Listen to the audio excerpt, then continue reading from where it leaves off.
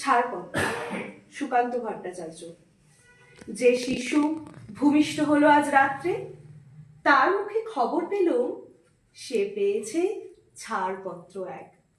নতুন বিশ্বের দ্বারে তাই ব্যক্ত করে অধিকার, জন্মমাত্র সুতীব্র চিৎকারে।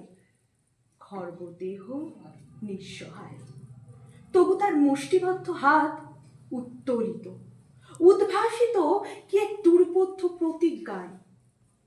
সে ভাষা বোঝে না কেউ, কেউ হাসে, কেউ করে মৃদু তিরস্কার। আচ্ছা, ঠিক আছে। মা চাঁদ জ্বালা ঝলসানো রুটি কার? সুকান্ত ভট্টাচার্য। আচ্ছা, সুকুমার রায়ের লেখা কোনো ছড়া, শিশুদের উপযোগী কোনো ছড়া সুন্দর করে একটু শোনান তো। ঠিকানা সুকুমার রায়। অদিতি সামন্ত। আরে আরে জগমোহন, এসো এসো এসো। বলতে পারো কোথায় থাকে আদ্যানাথের মেশো? আদ্যানাথের নাম শোনোনি? খগেনকে তো চেনো, শ্যামবাচ্চি খগেনেরই মামা শ্বশুর জেনো। বাস, ঠিক আছে। আমরা সেখানে কমা, প্রয়োজনে সেমিকোলন, প্রয়োজনে হাইফেন, হ্যাঁ স্যার। পূর্ণচ্ছেদ এগুলো দিই। তা আমরা কমা, সেমিকোলন, হাইফেন কখন দিই? স্যার কমা, সেমিকোলন আর হাইফেন কখন দিই?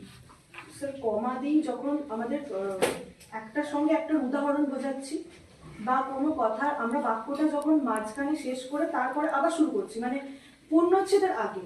ধরুন আমি উদাহরণ হিসাবে যেমন বলতে পারি চাল, ডাল, সবজি, এভাবে চালের পর আবার কমা দিচ্ছি, ডালের পর কমা দিচ্ছি এভাবে। আর সেমিকোলনটা স্যার এই মুহূর্তে আমার মনে পড়ছে না। আর হাইফেন স্যার যখন দুটো শব্দ, এই একটা শব্দ যখন দুটো অংশ থাকে, যেমন ধরুন যদি বলি 1/4 বা মানে ইংলিশে যদি অঙ্কের ক্ষেত্রে বলি তাহলে 1 এর পর হাইফেন দিয়ে 4th বলি।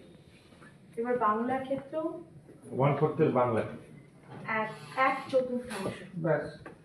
এক হাইফেন দিয়ে চতুর্থ। হ্যাঁ, তাহলে তো বাংলাতেই হয়ে গেল। ভগ্নাংশের উদাহরণ কিন্তু সে যে কোনো ভগ্নাংশ